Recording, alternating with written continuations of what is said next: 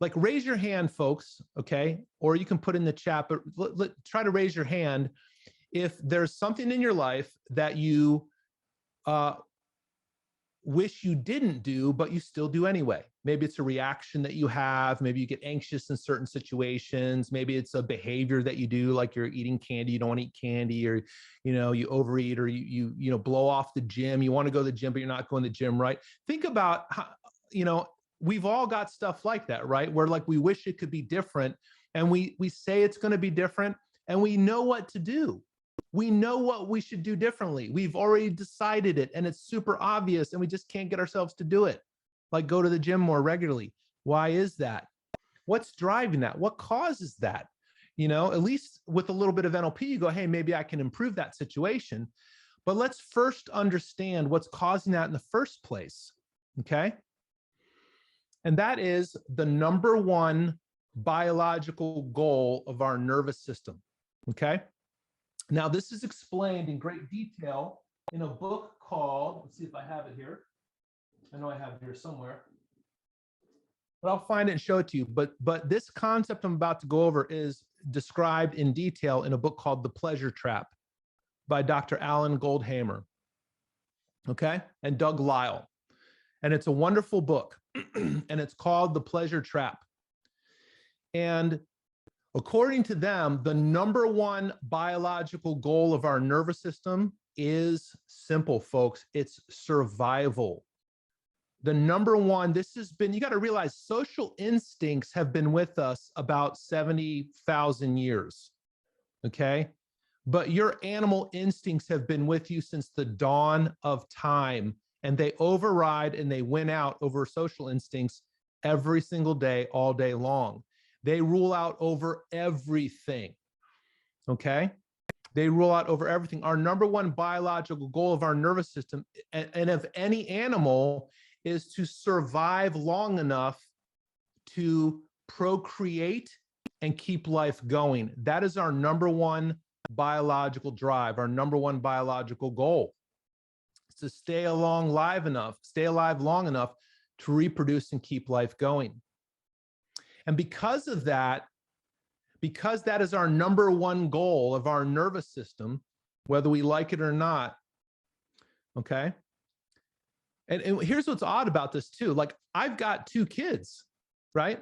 I mean, I've got a beautiful 13-year-old boy and a beautiful 10-year-old boy. Biologically, I should be done according to this. Biologically, many of you who have kids, we should all be done, right? So it should be smooth sailing. We should be happy, right? But we don't feel that way. We still feel stressed. We still feel anxious. But at the end of the day, this is our number one biological goal, according to Goldhamer and Lisle, okay? And because of that, there are three biological drives. And what's cool about this, folks, and the reason I'm teaching you this explains all your weird, wonky behavior. This explains why you don't go to the gym when you said you're going to go to the gym. This is why you don't keep your New Year's resolutions. This is why you swear you're never going to lose your shit again, but you do anyway, okay?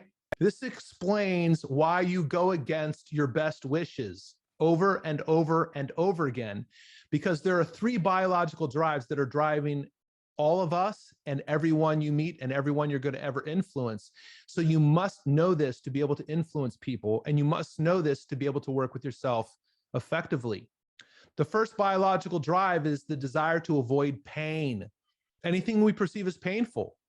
So if you go back to that Paleolithic environment, okay, a sharp spear, a sharp tooth of a saber-toothed tiger, right? Anything that we perceive as painful, right? We put our hand on a hot stove. We want to get away from it as quickly as possible. Why? These things threaten life.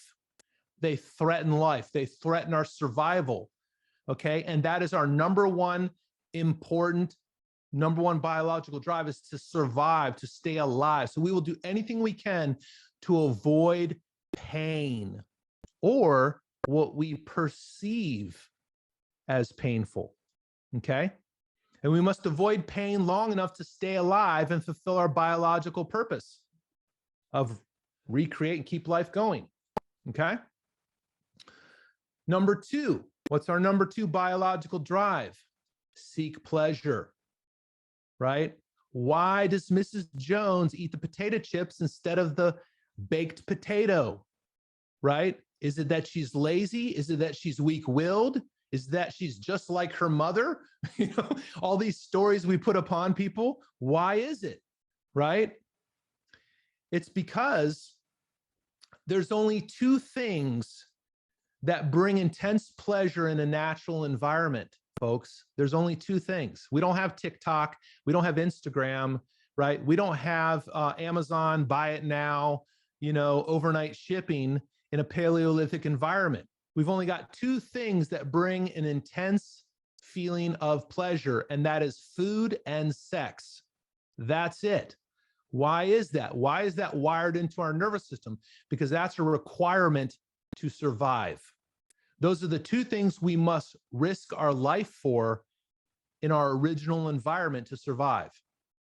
The saber-toothed tiger is outside the cave, right? I'm hungry. I'm starving. I got to get past the saber-toothed tiger to get the food, to get it back in. Can I do it? Is it going to, and it's got to be really, and there's got to be an intense desire to get it, to get me to overcome that fear and try to get past that tiger to do it, right? If you think in a natural environment, right? People competing for mates and things like that, right? Why would we risk our life and limb to do that, right? That intense pleasure that we get from that sex and that intimacy drives us to be willing to go to that risk to keep life going. It also, I think God or the universe or whatever you want to call it designed us that way because, well, that's a good way to keep life going. But these things that bring intense pleasure, right, also give us a signal that we're succeeding and life is going on. Okay. And the third biological drive. So everyone's familiar with the concept of avoiding pain, seeking pleasure, craving and aversion, right? But the third one is conserving energy. And this is the one that often gets overlooked. This is what often gets the bad rap as being lazy behavior, when in fact, it's not at all. It's not lazy at all. Okay. And conserving energy looks like taking the easy way out, because our nervous systems are constantly having to assess, is it worth it? I'm starving. I need food for me and my family to survive. But if I go outside the cave, the saber-toothed tiger might eat me up. So I've now got to calculate, is it worth the risk? Is the risk versus reward ratio worth it? And our nervous system, your nervous system, is always designed to mitigate and minimize your risk. This is why Mrs. Jones craves the potato chips instead of the raw potato that she has to cook and prepare and eat, right? Because the potato chips have less fiber. They have more sugar. It's going to hit the nervous system faster. Your body, your mind is not lazy. It's intelligent. And it goes more calories, less effort. Boom. This is a biological win for us. This is success. This is what we're looking for. It's an easy win. Okay. So all of your quote, quote, lazy behavior is really your nervous system doing what it's designed to do. It's intelligent behavior. Misguided? Yes. Unhealthy? Absolutely. Right? Would it be good to learn how to overcome this and change this, which is what we're going to do in this program? Yeah, it would be super helpful, because you know who else knows this stuff? Advertisers know it. Companies know it. I had a friend years ago, met her on a plane. She was a corporate marketing exec for McDonald's. Her claim to fame, she was very proud of this, that she had invented the double-double.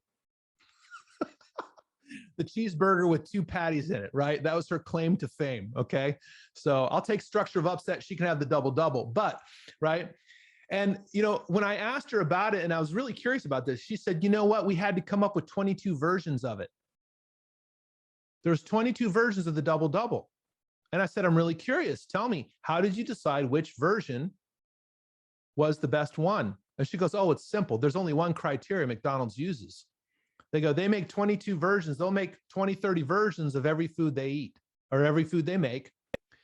And they're not looking for which one tastes the best. They're not looking for which one's the healthiest. They're not looking for which one's got the highest fiber or the lowest fat or lowest sugar content. They're looking for one criteria and one criteria only. Which one will people eat the most of? That's it. And there are companies that are working tirelessly day and night to manipulate your senses, to confuse you, to mislead you, right? To get you to overconsume. You know, one of the most truthful statements in advertising I've ever heard was by Lay's potato chip company, when they said, I bet you can't eat just one. And it's true. And if you study the science of weight loss, one of the things I cover in a weight loss program is I say, be careful of deadly combination foods.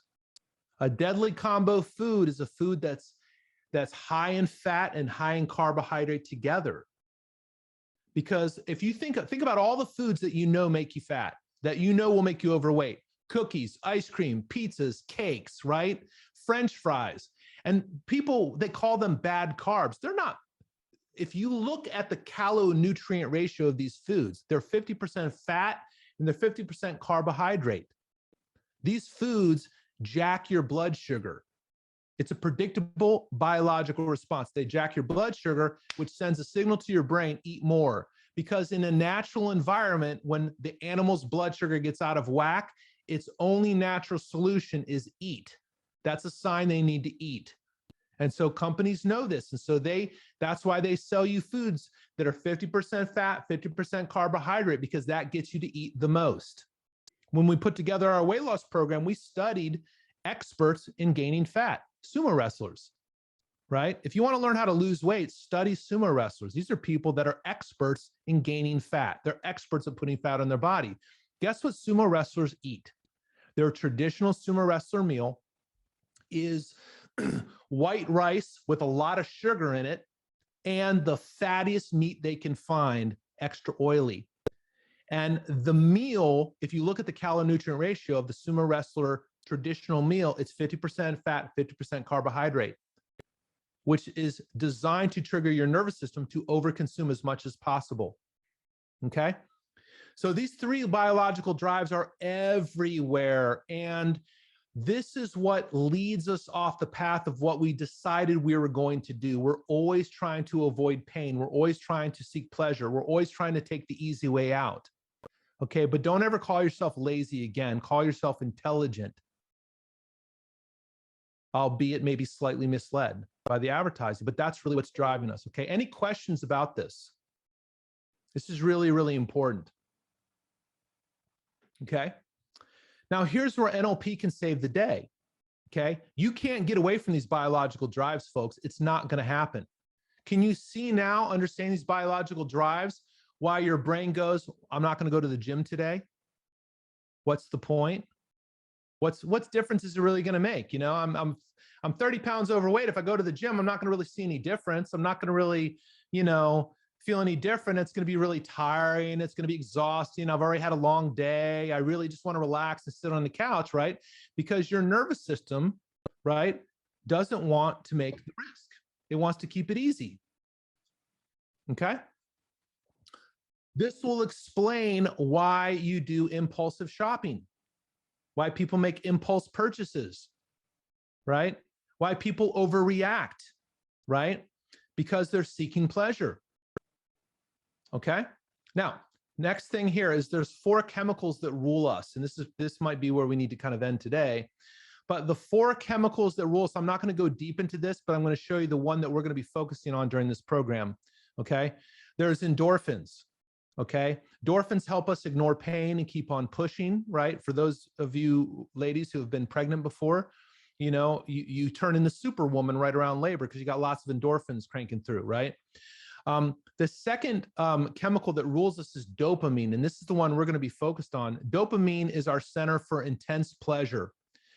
And we're designed naturally to get a dopamine hit every time we do something that we believe is moving us forward in life, whether our nervous system believes it or whether we consciously believe it. When we do things like, oh, I finished my college education. Oh, I graduated from this program, or I was able to complete this project, we tend to get this dopamine hit that feels kind of good, right? I finish a race, I complete a workout, right? Many of us hate the idea of going to work out, but we love the idea of leaving the gym having worked out, right? Isn't that a great feeling, right? Because we get a dopamine hit because our bodies are signaling to us through chemicals, you're doing it, you're succeeding, you're surviving, life is working, keep going, okay? Then there's serotonin. Serotonin gives us a sense of recognition and social status, well-being.